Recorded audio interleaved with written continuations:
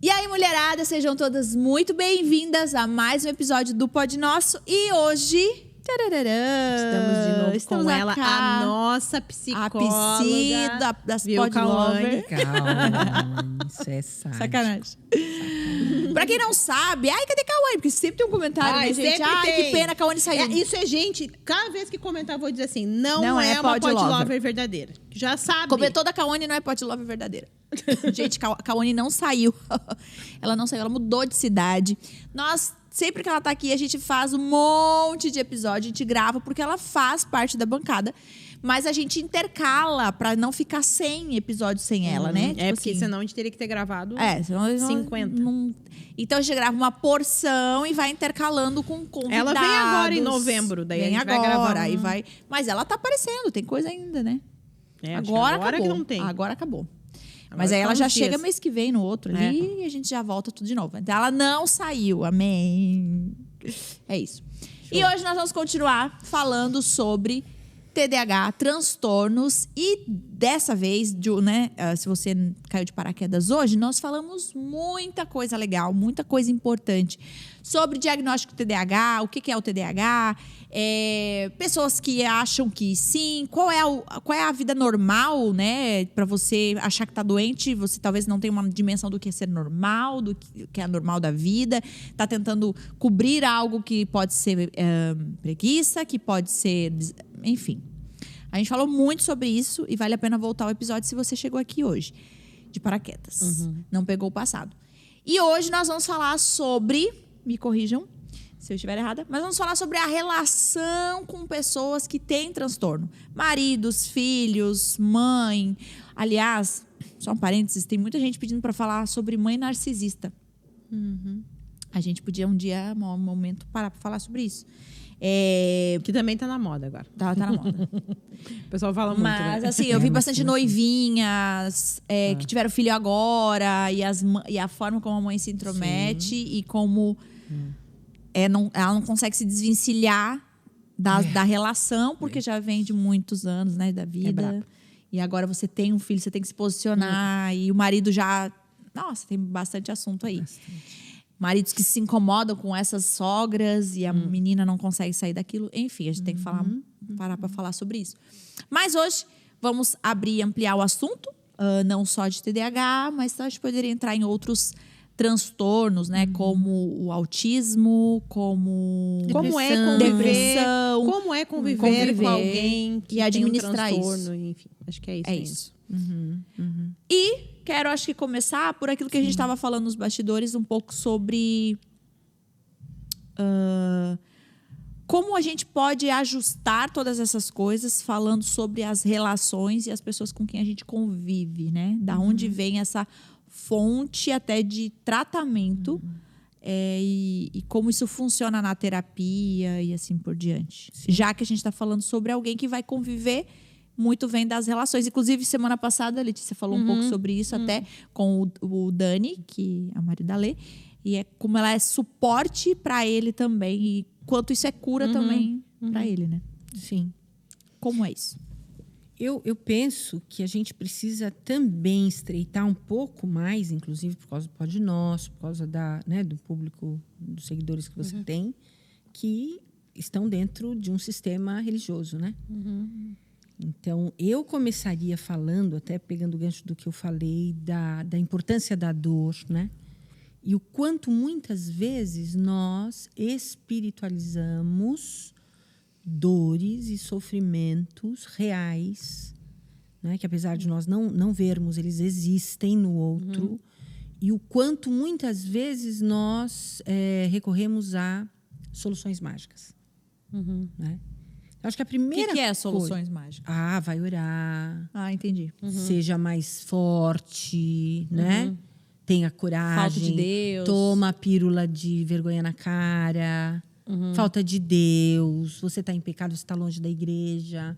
É por isso que isso está acontecendo. Então, eu acho que espera-se que hoje em dia, já com tanta informação, tanta divulgação, a gente já tenha, mas ainda tem muitas pessoas, né, que entendem que as coisas são mágicas, as soluções são individuais, você vai ter que se resolver, né, quando a questão é sistêmica, é relacional. Então, acho que a primeira coisa que o ambiente precisa fazer é isso. É entender que, embora você não sinta, embora você não passe por aquilo, existem situações na vida, sofrimentos na vida que são horríveis, são mortais. Pessoas tiram a vida por conta de sofrimentos emocionais. Não é? Então, isso já é uma grande ajuda para uma pessoa que tem um sofrimento emocional. Né? Então, a gente está falando de todo tipo de sofrimento emocional. O estresse, né? O burnout. Né? Ah, não, mas a mulher tem que dar conta de tudo, né? Entender que não, que o corpo da mulher também cansa. Que a mulher também tem limites, né? E que eu preciso ajudar. Nasce um bebê, esse bebê não é da mulher, esse é um bebê da família. Então, entender que o outro tem limites e que o outro sofre, né?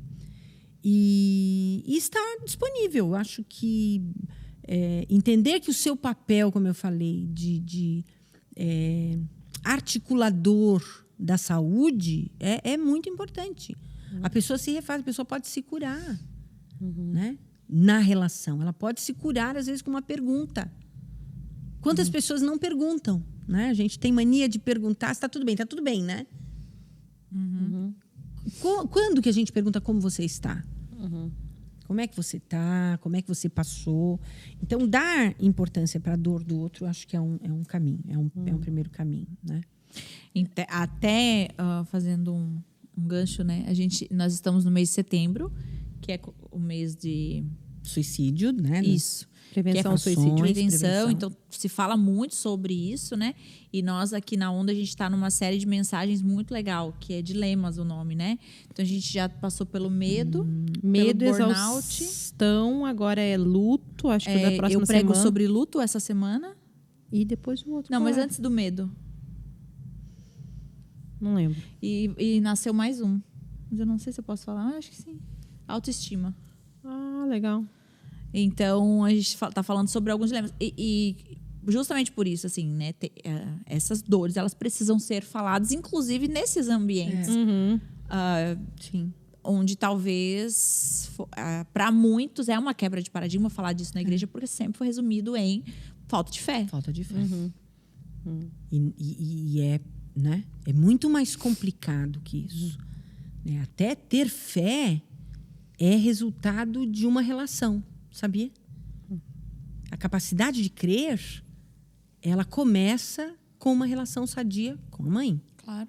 Né? Até, por exemplo, né, muito se falou, teve uma temporada que falava muito sobre isso, né?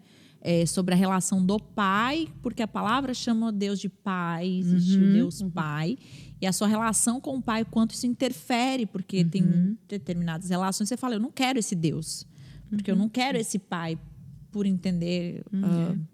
que tem relação, né? Então, justamente porque com Deus a gente acaba, por não ser algo assim que a gente consegue ver, apalpar, a gente acaba associando com outras coisas. A gente faz muito isso, né? Por causa das relações, a gente associa a outras coisas, outros traumas. Por exemplo, tive um trauma gigante no meu trabalho, vou para um outro trabalho completamente diferente. Já não sou mais a mesma pessoa. Por causa da relação que eu tive, talvez. A gente vai associando... Sempre a gente faz associações, né? Sim. Agora, interessante, assim, não é só o pai que traz essa... A mãe, não só porque a mãe... Não, é antes disso. Mas se a gente pensar que Deus... lógico que ele se revela e se encarna na figura de Jesus, né? Mostrando pra gente que também a vida espiritual, e principalmente ela é uma relação com alguém que responde, que entende, que se identifica e que é humano. Jesus é humano 100% e Deus 100%. Então, a relação com Deus parte de uma conexão de um humano com humano também. Mas antes disso, na relação com a mãe, o bebê... Ele tem uma relação com um ente, aliás, ele não tem relação, né? No começo, como eu falei, ele vai construindo uma relação, mas no começo ele tem fome e aparece a comida, né? A mãe identifica que ele precisa, ela dá o mamar. Então, isso é teórico, né? A gente diz que essa capacidade de saber que eu estou mal, estou com fome, estou numa situação de angústia impensável, numa situação muito ruim, e de repente alguém me socorre daquilo, alguém me tira daquilo. Então essa experiência repetida de viver limiares de angústia e ser salvo dela por algo que vem de fora é a semente da fé. É crer em, não importa, né? Entendi. Deus, tal. Eu creio em Deus. Então, tem pessoas que falam isso, né? Eu sou ateu, mas lá no fundo... Tem gente que fala, né? O Pondé fala, eu sou ateu não praticante. É porque, no fundo, não acredita talvez nesse tipo de Deus, que às vezes é apregoado erroneamente, mas a pessoa tem uma sensação, alguma coisa existe. Né? Então, a capacidade de crer vem de uma relação. Né? Deus... nos chama para um relacionamento. Então, Jesus e a conversão fala de um encontro. Conversão não é algo que vem de fora, ou não é um convencimento de que eu tenho de praticar regras morais, mas é um encontro que me transforma. Né? Não vivo eu, mas Cristo vive em mim, tudo mais. É tudo a partir de dentro. É um encontro relacional. Né? Então, é isso. Eu acho que a saúde ela vai se construindo aí, né? Então, no meio evangélico, dizer que você vai fazer sozinho isso, ou isso não existe, isso é uma arbitrariedade. Até porque eu penso assim, quando a gente fala em família, né, num conceito que a gente tem como cristão, quando tem alguém que tem um transtorno ou está doente emocionalmente, está passando por uma depressão, se tu for pensar, não é aquela pessoa só, é toda a família precisa estar unida naquele momento para poder chegar lá. E eu acho que isso é a grande dificuldade, porque às vezes as pessoas não se identificam como secundariamente também doentes, porque elas fazem parte daquilo ali. Então, elas, de alguma forma, aquela doença ou aquele transtorno impacta a vida dela indiretamente, né? Ou diretamente, dependendo. E aquilo ali também, ela vai participar daquilo ali. Então, ela tem que entrar naquilo ali também de cabeça. Por isso que, às vezes, quando alguém está passando por uma situação, por exemplo, principalmente depressão, a gente percebe muito isso no casamento. Há um distanciamento do casal, porque eles não estão entendendo que aquilo ali faz parte do que eles precisam fazer juntos, né?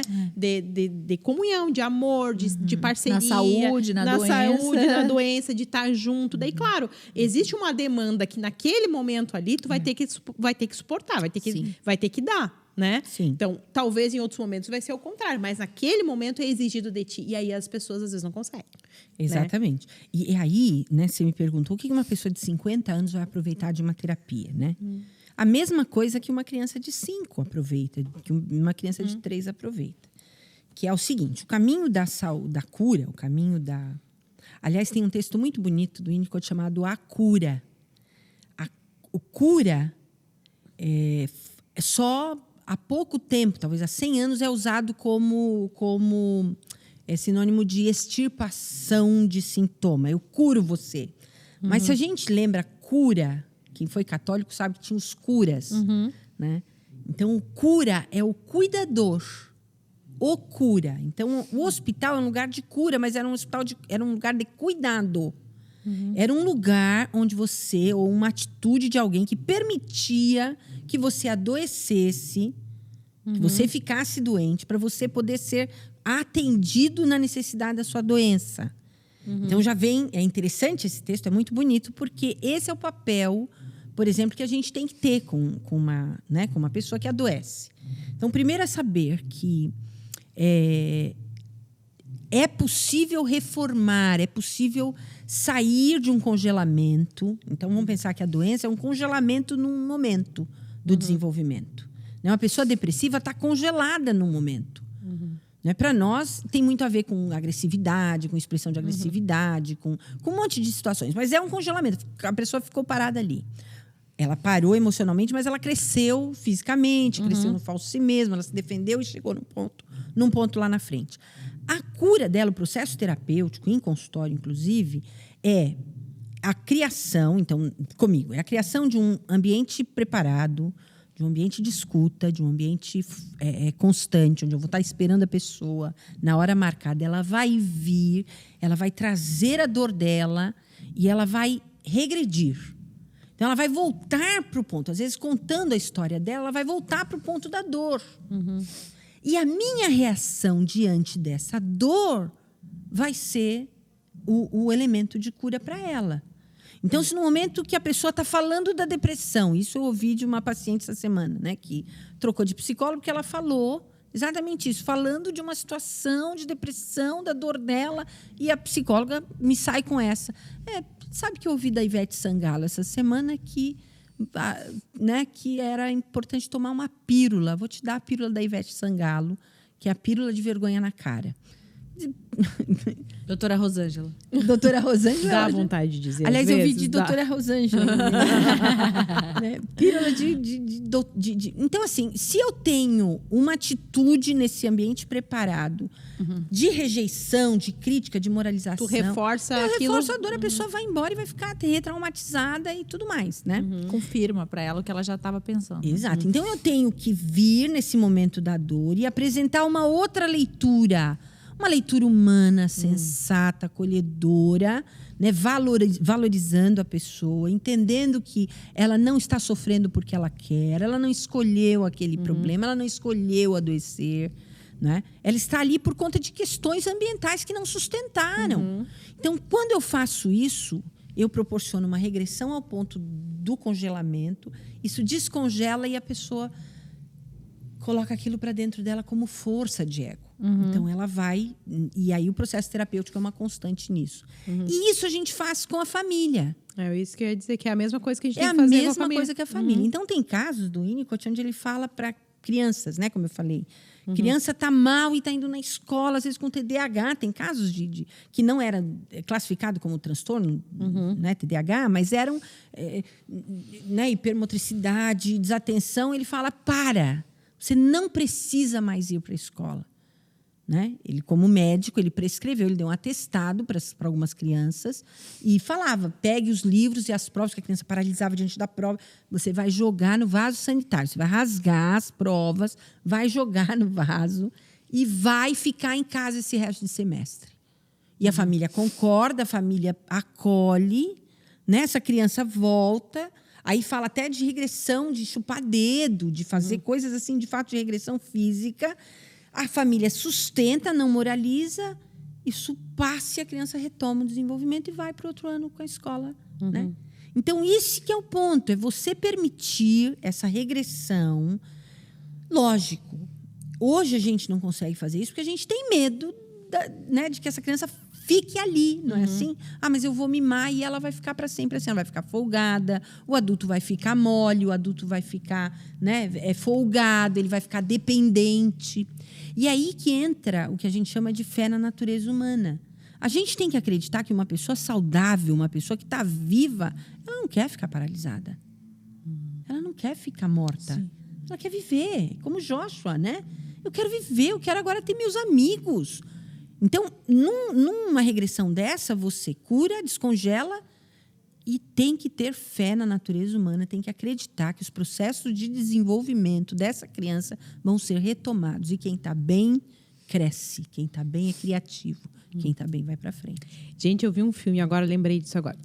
Sabe um filme que a ideia é muito boa, mas é mal executado? É essa situação do filme. A ideia era muito boa. Me dá uma raiva disso, que eu sou muito cinéfila, assim. Então, me dá uma raiva quando o filme é bom. Eu digo, estragaram o filme. Mas a ideia era assim, ó. Era um casal, ele era terapeuta e ela era escritora, tá? E ela escreveu, acho que uns 2, 3 livros e meio que... Não estava rolando assim, ela não estava conseguindo vender, tinha uma coisa assim do gênero, né? E um dia ela tá com uma amiga e ela escuta o marido fazer um comentário do livro dela.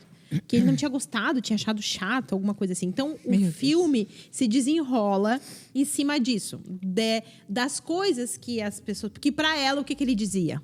Tá maravilhoso, tu é linda e tal. Daí eles têm uma outra questão com o filho também, porque depois o filho... Aí tudo vira... Essa vira o tema de todas as relações ali, né? Dos casais que um achava uma coisa do outro e não falava e tal, né? Sim. E aí tem um momento com o filho que é muito interessante, que o filho dizia assim pra ele, vocês me enganaram!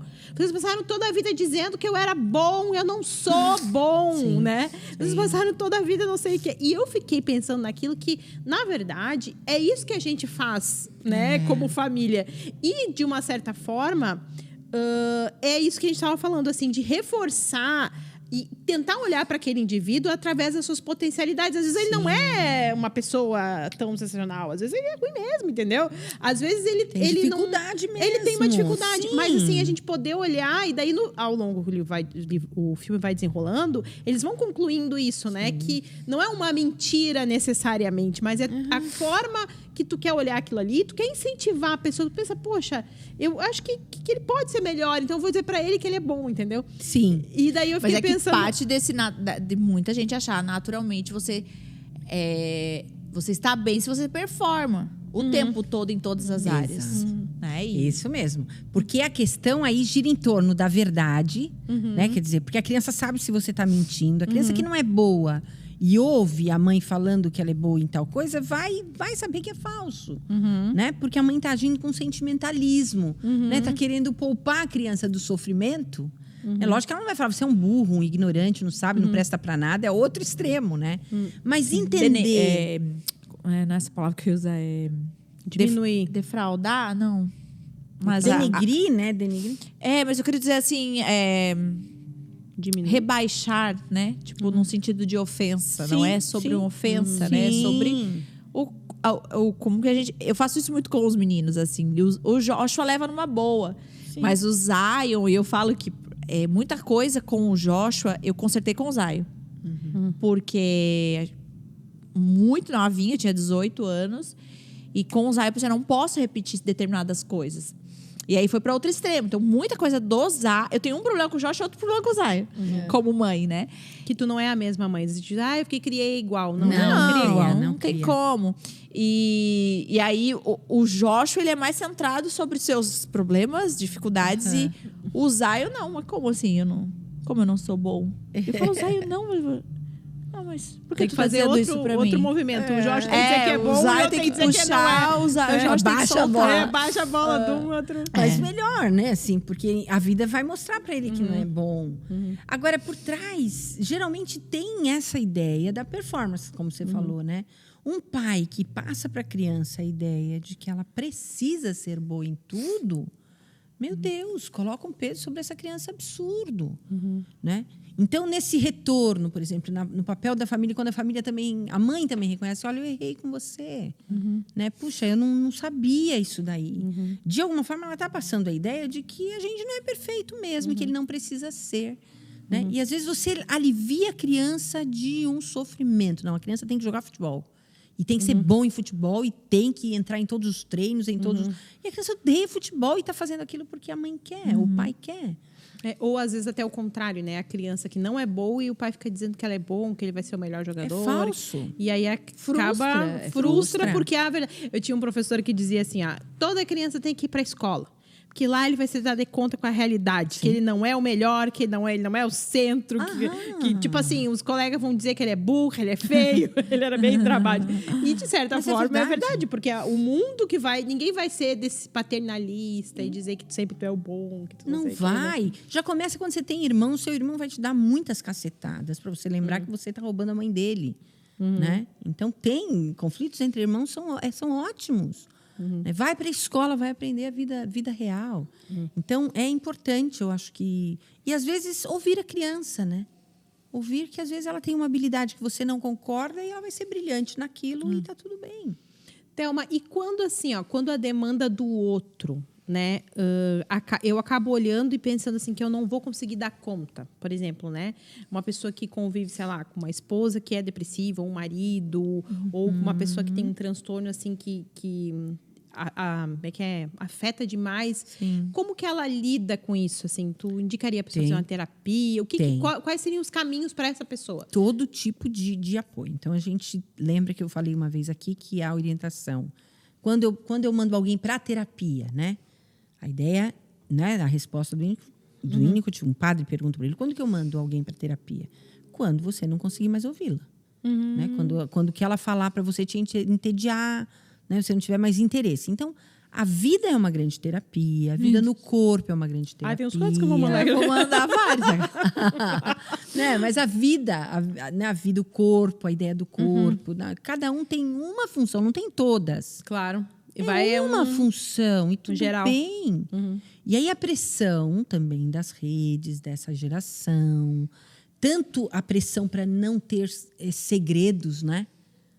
Começa por aí. Eu estava conversando com uma paciente jovem que nasceu já nessa geração. Ela falou assim, eu não consigo pensar que eu vou ter uma experiência, vou fazer uma viagem e não vou compartilhar. É um exercício. Porque está implícito a ideia de que uma experiência vivida tem que ser compartilhada e não tem.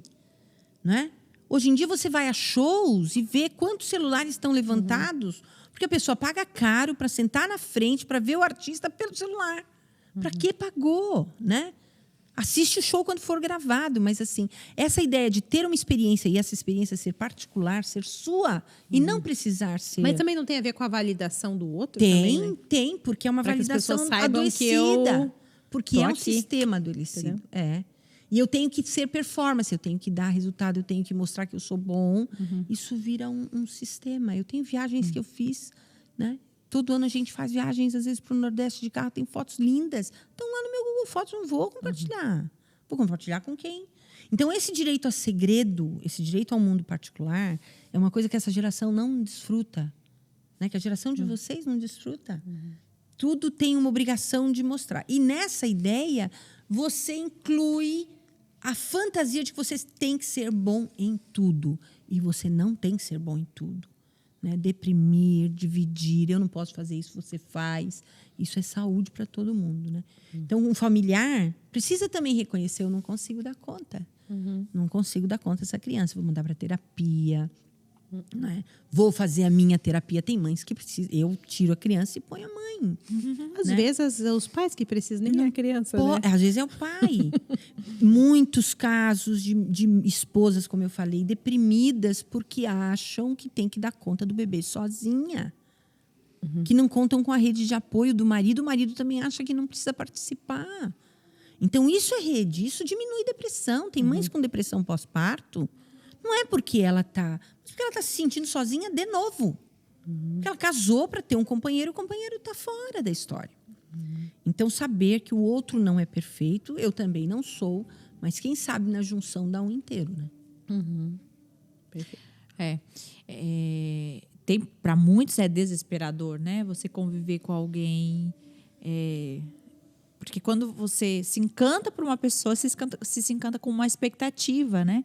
Quando você descobre algumas faltas, você se coloca nesse lugar de eu sou cuidador, né? Que vou fazer parte da cura, é desesperador para muita gente. Porque não sabe lidar, não sabe o que fazer. Muitos vão embora, né? Existe muitas... Sim. E assim, não sei se... Essa sempre foi uma dúvida minha. Não sei se... Agora se aparecem muitas doenças ou está todo mundo doente. Porque toda casa você tem... lembra que a gente falou que o mundo está doente, né? O mundo não está lá essas coisas para se viver. Então, você não ter um distúrbio ou outro é doença, e sim, porque é fuga para uma irrealidade, né? Quem está em contato com esse mundo vai ter dificuldades, né? Mas... eu penso que essa ideia de que eu não preciso dar conta também é boa, sabe, Lani? Porque isso também é orientação, inclusive, para terapeutas, né?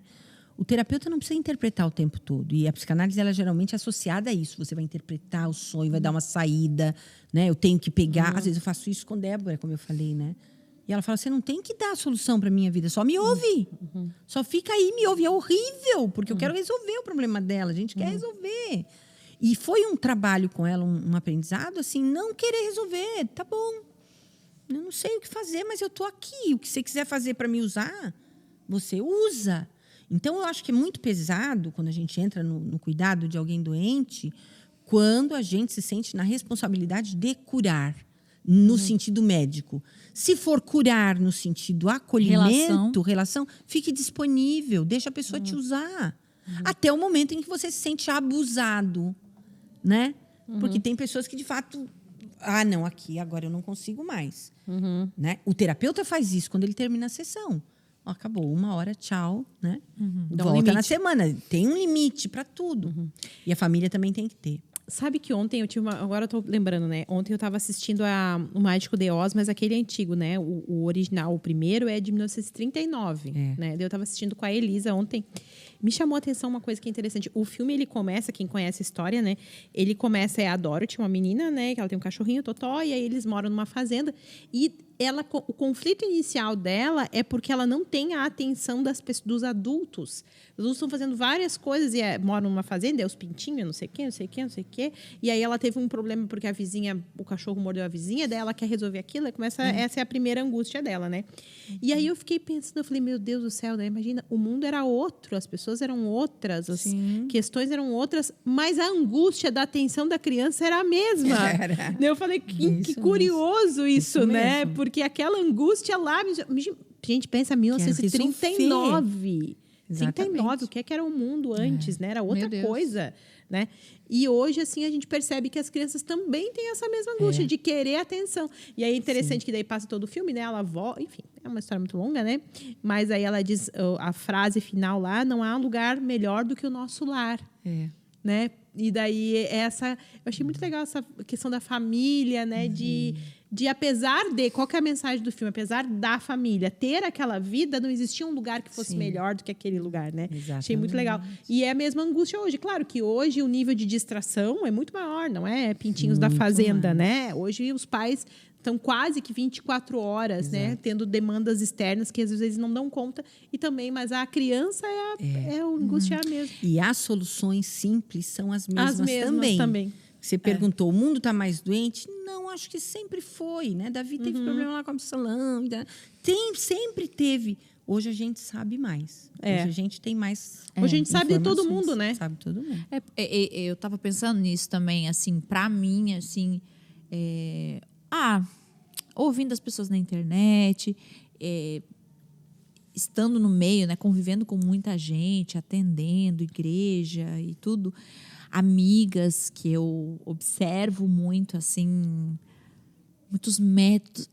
O que eu percebo, assim, por isso que eu bato muito nessa tecla sobre porque isso ficou muito, muito claro para mim, em um dos vídeos que eu fiz, ficou muito chocante para mim, exatamente isso, das pessoas não saberem mais o que é a vida normal. Isso, perfeito, Larissa. Porque as pessoas... muitas pessoas têm muitas ideias a respeito da vida comparado com a vida de alguém que está assistindo, com as ideias do que é uma vida normal. E assim, desistem de casamentos. Por quê? Porque o meu marido não é aquilo que eu vejo. E ele está errado, o meu marido está errado. Mas é tão duro, tão cruel isso, porque às vezes aquilo que você está vendo não é normal. Então, aí a gente tá falando de métodos de criação de filhos, por exemplo, né? Eu fiz um vídeo agora, ontem, acho, soltei esse ou antes de ontem, que eu soltei sobre a mãe, né? Sobre as falhas da mãe e tudo mais. A melhor mãe não é a que cumpre o método da vez, né? Mas o que é normal? Normal é você não ter conseguido dar atenção hoje pro seu filho. E quando eu posto coisas assim, que são coisas simples, é coisa simples você dizer... É impossível você estar 100% como mãe. É chocante para as pessoas, do tipo... Meu Deus, eu achei que era só comigo. Como se estivesse escondendo isso. Como se, meu Deus do céu.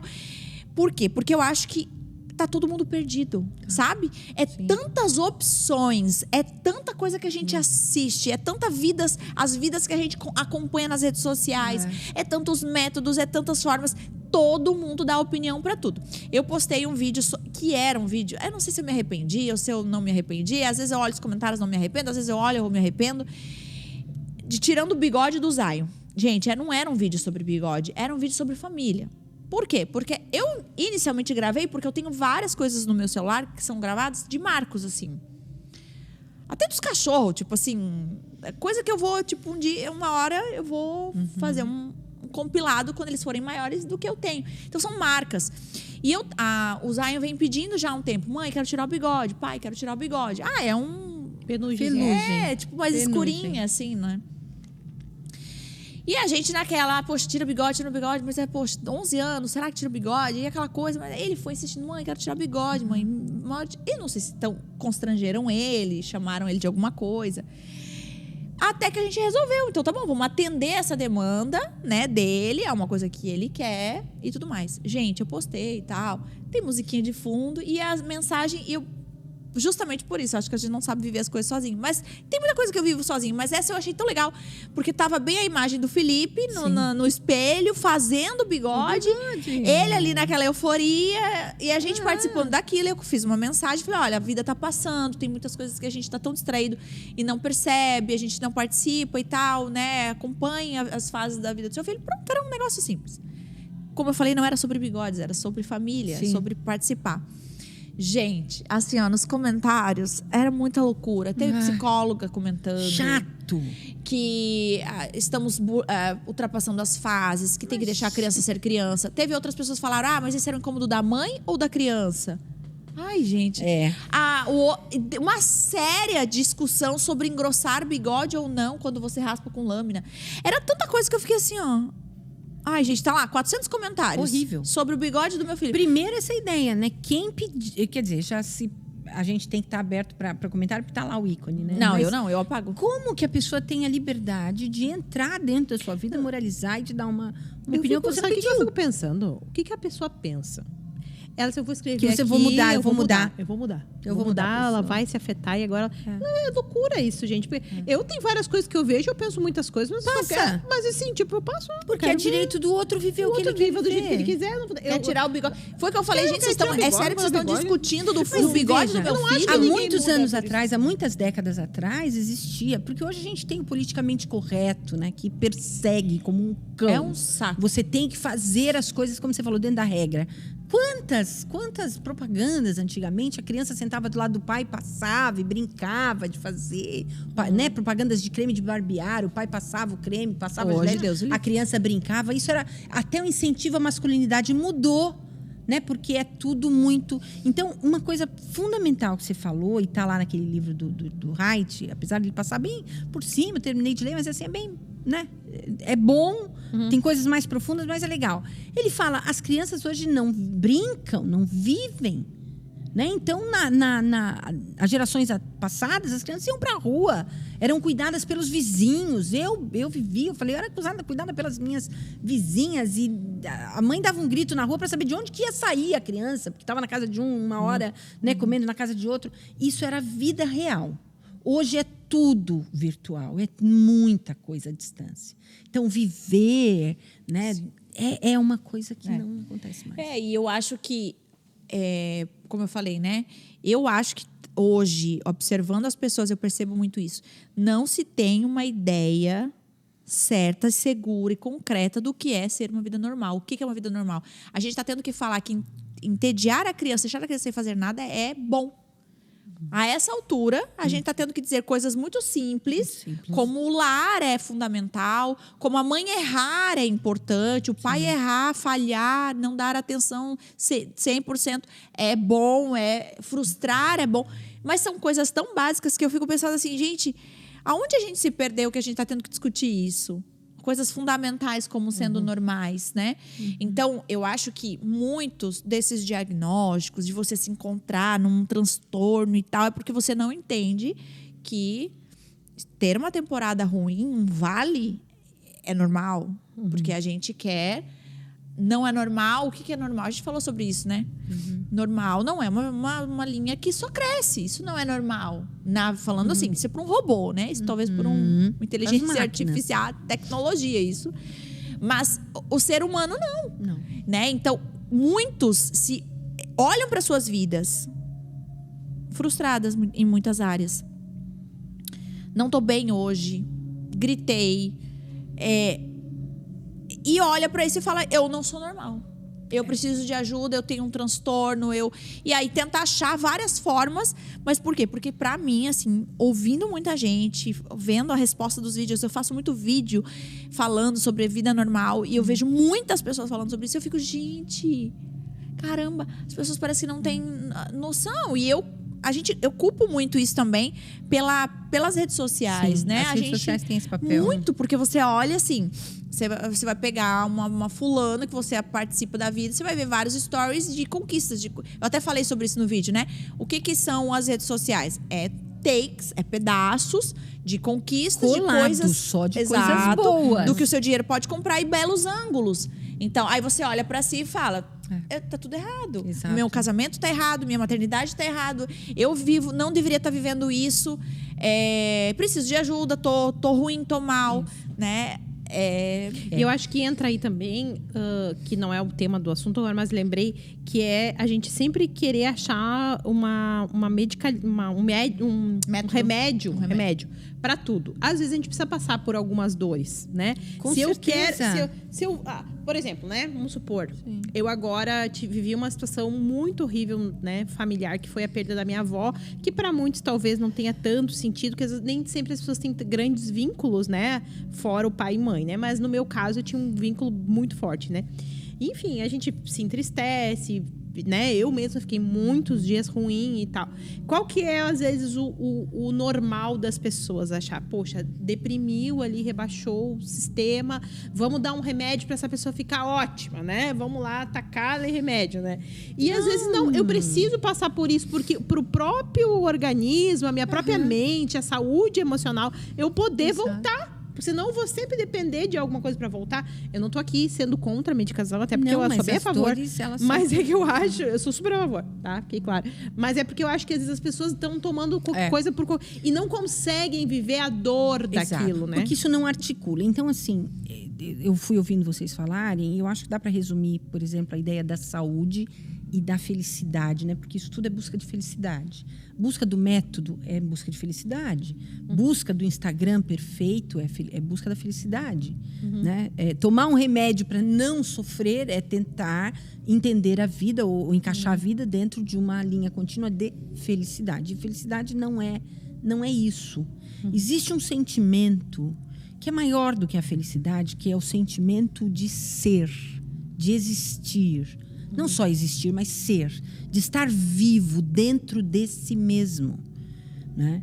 E isso, por exemplo, se você posta uma coisa, a pessoa não te permite viver a sua experiência, muito provavelmente é porque ela não tem essa vivência. Ela sai dela, ela sai da contemplação tal, e ela entra dentro da sua vida, ela substitui a sua vida e quer que você saia da sua vida e ouça os conselhos que ela dá. Então, saúde é isso, felicidade é isso. É você viver dentro de si mesma e saber que você tem liberdade de fazer o que você acha que é certo. Não existe fórmula para felicidade, porque felicidade é viver, né, a sua vida do jeito que você quer viver. Lógico que existem parâmetros sociais, você não vai fazer tudo que você quer, se isso ofende e nós como cristãos, outro, né, nós somos cristãos. Né? Mas até isso, né, o cristianismo, ele inverte a lógica da lei, ele cumpre a lei. Se na lei existir essa pressão, você vai ser correto se você fizer. O cristianismo fala sobre ser. Eu sou um, né? Ele, né? Você ser um só com Cristo. É o meu ser, é o meu interior que vai ser mudado. E automaticamente minhas ações são mudadas. Refletem aquela ação. Pois é, mas como isso vai acontecer? Vai ser a riqueza da diversidade. Cada um vai entender, né? Agostinho falava, ame a Deus. Ame a Deus com todo o seu coração, toda a sua alma, com todas as suas forças. Seja Deus, seja Jesus. Se envolva com o caráter dele, se misture com o caráter dele e você vai fazer o que você quiser. Mas não é o que você quiser assentado numa loucura, é assentado na saúde. Você vai ter tendência natural de amparar, de acolher, de ajudar e de viver a sua própria vida. É isso que está em desuso e a rede social invade, né? Invade e me obriga a abrir portas para invasão. A gente falou nas mensagens e eu fiquei curiosa. Você falou sobre crise existencial. Onde isso Crise entra? do existir, nisso, exatamente nisso. As pessoas não sabem viver. Elas não estão vivendo em si mesmas. Elas estão obrigadas, por conta de todo adoecimento, a trancar o que é verdadeiro, a viver um falso si mesmo para se adaptar e para defender a si, porque, né, isso que você viveu na rede social é uma invasão. Você abriu a sua família e isso faz você se trancar. Com a pessoalidade é a mesma coisa. Quando a pessoa é invadida, quando ela é impedida de ser, quando ela tem um ambiente abusivo, quando ela tem um ambiente de sofrimento, ela para de ser. E ela tem que se adaptar. Isso é não ser. Essa é a crise do existir. São pessoas que não aguentam ficar sozinhas, que não aguentam ter prazer em si mesmas e na vida da relação mais próxima, né? Então, como a gente diz, o Winnicott também falava isso, eu quero estar vivo quando eu morrer. Tem gente que já morreu estando viva, né? Tem gente que aparentemente está viva, mas está morta por dentro. Essa é a crise do existir. É você não estar vivo e não ter liberdade e força para ser quem você é. E nisso tem criação de Deus. Deus nos cria para sermos. Né? Deus é o Deus, eu sou o que eu sou. E nós fomos chamados para ser. E tem beleza nisso. Só que hoje, tanto as redes quanto as pressões, né, sociais nos obrigam a abandonar isso, a transformar isso numa coisa medíocre. O que você é não tem interesse, você tem que ser igual a. É porque nunca se ouve, eu acho, um tempo... não sei, não fui de outras gerações, mas... onde existem tantos padrões, né? Você precisa se enquadrar em alguns deles, né? Ou em algum deles você tem que ser aquilo. E até não querer criar um padrão também se torna um padrão, né? Tão engraçado isso, né? Porque a pessoa quer ficar forçado, ficar oposto. Eu digo assim, por exemplo, né? Tem muitas coisas... eu tenho uma figura de pastora, né? Esposa do pastor e tudo mais. Mas tem muita coisa que eu gosto de fazer e às vezes eu fico pensando... Não é a expectativa das pessoas. Eu preciso entrar numa você expectativa. Não tem a liberdade de fazer. Exato. E até, por exemplo, a gente estava discutindo ali antes, né? Que a Cal falou que eu sou uma pessoa muito exigente, né? A gente estava falando sobre isso. E eu quebro o pau com detalhes que para mim faz sentido. Para mim aquilo fez sentido. Eu preciso que saiba o meu sentimento e o que é isso. Eu vou até o fim da briga mas eu sei do que eu tô falando. Eu não vou abrir mão daquilo que mexeu em mim. Não vou abrir mão. É justo. Vou exigir até o fim. Só que isso não combina, né? Por quê, né? Exato. Porque nós criamos um padrão de que ser cristão, pastor ou pastor é ser apático, é ser usado por todo mundo. Isso não é padrão cristão. Exato. Jesus não fez isso. Eu demorei muito para entender isso, mas muito, né? Bom, você sabe. Muito, assim, muito mesmo. E quando eu comecei eu fui para um outro extremo. Daí eu pensei, meu Deus, não... Agora eu preciso porque daí... Equilibrar. Exatamente. Então, há o ponto de o que é saudável, né? Eu li muita coisa. Por exemplo, né, no vídeo do bigode, eu li muita coisa e falei... velho, não vou valeu. Isso não faz diferença, assim, não mudou nada, né? Sim. Não mudou nada. É chato, é irritante e tudo. Mas acho que esse é um ponto saudável, né? De você não é buscar como é que eu tenho que ser, mas o quem sou eu, acho que é importante, né? O que mexe em mim e você lutar por aquilo que mexe em você, mesmo que isso arrepie alguém. Né? Sem medo de que o outro morra. Lógico, você tá, né? A gente sabe quando a gente passa do limite, a gente fica mal. Sim. Tem que ficar. Se você perde esse termômetro também, perde o Espírito Santo. O Espírito Santo não. Mas eu acho que a gente está bem aquém. A gente tem medo de destruir, a gente tem medo do milindre, a gente tem medo da repercussão. E, às vezes, a gente está ensinando a pessoa a ela mesma defender os limites dela, porque tudo importa, né? Estou assistindo uma série lá do The Bear que ele fala, cada segundo importa. É isso mesmo, cada segundo importa e cada pedaço de mim importa. Né? É lógico que eu não vou usar isso para oprimir, para destruir, para me impor. Mas eu preciso dar valor para aquilo que Deus criou e para aquilo que eu tenho. E eu acho que voltando lá para o que a gente começou a falar, né?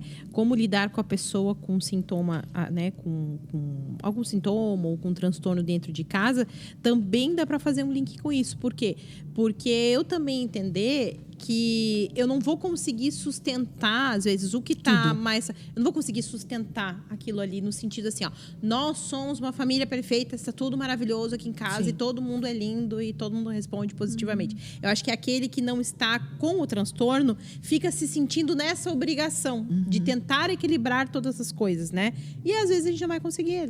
Na maioria das vezes a gente vai ser impotente diante de uma situação. Às vezes a gente não vai conseguir lidar, a gente vai precisar entender que a gente também às vezes precisa de ajuda, que a gente tem um limite, né? Eu acho que é bem importante entender isso, porque às vezes o querer fazer que tudo dê certo, entendeu? É colocar um peso, inclusive, sobre o doente. Exato. Você coloca um peso sobre ele de curar, se você tem que sustentar, porque eu não tô aguentando a sua doença. Né? Não tô aguentando. E às vezes tem pessoas que dizem isso pro outro. Olha tudo que eu tô fazendo. Porque eu tô tentando, porque eu não sei o quê, né? Fica gerando um peso.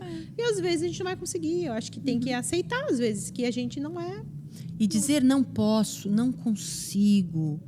Isso dá um alívio. Isso chega num ponto da vida em que falar, eu não vou fazer, eu não consigo fazer isso. Isso é tão libertador, né? E talvez hoje, na juventude, no auge das redes sociais, os coaches, as psicologias positivas, tem uma psicologia positiva que interfere em tudo isso, né? Que diz que você tem que superar os seus limites, você tem que fazer, você tem que matar o leão, você tem que matar o tubarão. Lá o Pablo Marçal ia matar o tubarão, o gato e não matou o da Atena. Então, assim, né? Ele Essa pode coisa, tanto, né? Que não pode nem resolver com essa Meio cadeirada. idoso, né? Tô com uma cadeirada. Ficou 2 dias no Sírio. Mata o tubarão, Não, que mas foi a cena do Pablo Marçal com oxigênio. Não. Aí eu vi o médico falando... Ele faz tanta coisa, toma uma cadeirada, só deu oxigênio, gente. E o médico tirou a foto da pulseirinha verde, né? Sim. Assim, a pessoa que tá com a pulseirinha verde... É o que não tá, que tá... Tá, melhor. É um pouquinho só, né? Fora do que... O oxigênio dentro da ambulância. Eu digo, gente, mas aquele homem que aprendeu a nadar, entrou na água e saiu nadando, onde é que temos? Você morreu? Morreu ali. Ali. Toda a potência desse homem. Então, o coaching que empurra, tá prestando um desserviço. Ele é um câncer, ele é horrível. Né? Todo tipo de psicologia positiva que diz que você tem que estar sempre em cima, mata a gente. Tem gente que se mata por causa disso. Então, é um serviço. Você fala, olha, eu não consigo, vamos fazer o que a gente pode, vamos pedir ajuda aqui pro pastor, pro amigo. A mãe que fala, não aguento cuidar do bebê, cuida para mim que eu vou passear, que eu vou no cinema, eu vou numa sauna, eu vou né, numa massagem. Presta um serviço para todo mundo. Porque a vida, ela é orgânica, né? É orgânica. Ela não é artificial, ela não é montada. Né? E quando a gente entende a vida orgânica... O Lipão me ensina muito isso, assim, em casa, né? Ele é muito assim... às vezes eu falo, ai, amor, mas hoje é terça, a gente tem que... Terça é a nossa folga, né? A gente tem que comer uma coisa muito maravilhosa à noite, toda terça-feira. Tem que ser assim, tem que ser marcante dele. Vamos só dormir à noite. Quando acordar, a gente come um pão com ovo. Ai, Larissa, não vai... Não, mas os meninos estão com muita expectativa, porque... Não. Vamos dormir, deixa... Ensiná-los a dormir. Eu falei, gente... Ele me ensina muito sobre isso, assim. Que pra mim tudo tem que ser muito montado, tem que ser tudo expectativas supridas, e senão a gente vai dar ruim, ele vai ser traumatizado, que nas terças eu não estava lá. Ai, meu Deus. Eu sei. Vou marcar terapia. Eu sugeri. Amém! Legal. Amém. Gostaram? Muito. Então tá bom. Finalizamos mais um e vamos ficar na promessa Mãe Narcisista. É isso. Tem vários temas, né? Estão pedindo. Até dá para abrir uma... Fale aí o que você gostaria de conversar. Quer com os comentários? Pede isso aí. Tá, boa.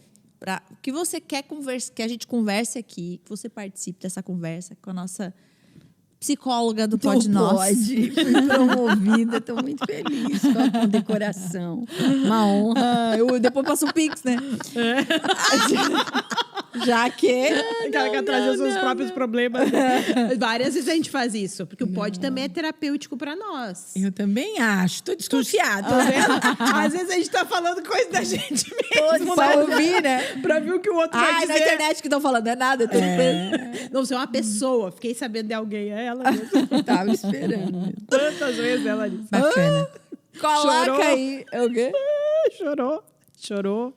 Já chorou aqui? Já chorei. Já chorei, já briguei. Ótimo. Discuti. Vida real. Meu Deus, tem coisa que tirou do ar. Real até demais, né? Melhor nem ser tão real.